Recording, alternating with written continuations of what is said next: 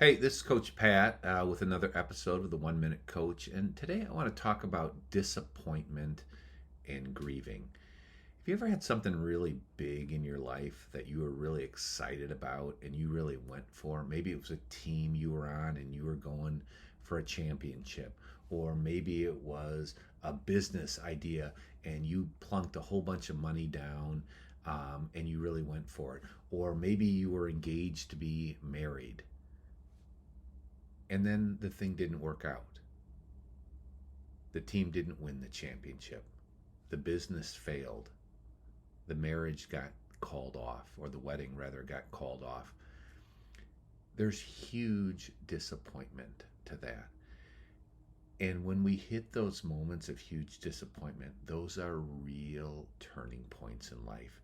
You can really go either up or significantly down in those moments.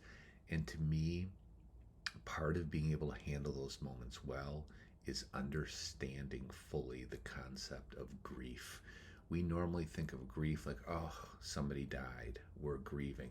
And clearly, there is grief involved when somebody dies.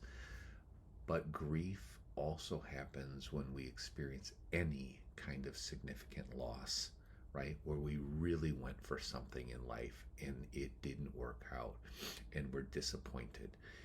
Grief has five predictable, if not right in order, kind of steps, right? Denial, anger, sadness, bargaining, acceptance, right? So let's walk through those. The first step is denial. Like if something bad happens, our team loses a championship or my business fails, man, I can't believe that happened. Are you kidding me? Man, this is not real, right? We're in denial to kind of protect ourselves from the hurt of that, right? Now, some people get stuck in denial and they start living in a little bit of a alternate reality, right? And you want to help people be like, no, the business isn't working. We're bankrupt, right? And really understanding that. The second stage of grief is anger, right? And sometimes I'm angry at myself. God, I made a bad decision, or I should have done this or that. Sometimes I'm angry at a business partner or romantic partner. Okay, sometimes I'm angry at God. Okay, I can be angry at a whole bunch of stuff, but it's very normal to feel angry. The third stage is sadness, where the weight of the loss hits me. Man, you know what? We were this close to a championship. I thought I had a great idea for a business. I thought I had found my life partner. And the sadness hits, and sometimes that will lead to episodic depression, which is sort of shorter term, circumstantial oriented depression, right? But we want to just experience that, not fight that, but just experience it because it's normal. The fourth stage of grief is bargaining, where we sort of try to cut deals with other people or sometimes with God. God, next time I will do this. I promise if you just give me one more chance. Or partner, if you give me just one more chance, I'll I'll do better. Or if people borrow me money one more time, I'm going to make it work this time, right? And then the final stage of grief is acceptance, where we look and we say, yeah, the business failed. We did not win the championship and the marriage got called off.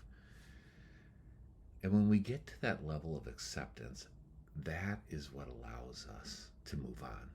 The trick in life, at least what I've seen as a coach, is there's lots of people who get stuck, especially in the first three stages: denial, anger, and sadness. And they never get out of that. And the grief just replays itself over and over. And that's when people get in trouble with things like drugs and alcohol and affairs and gambling and pornography and workaholism, because they're in pain and they need something to distract them from their pain. But they don't need that.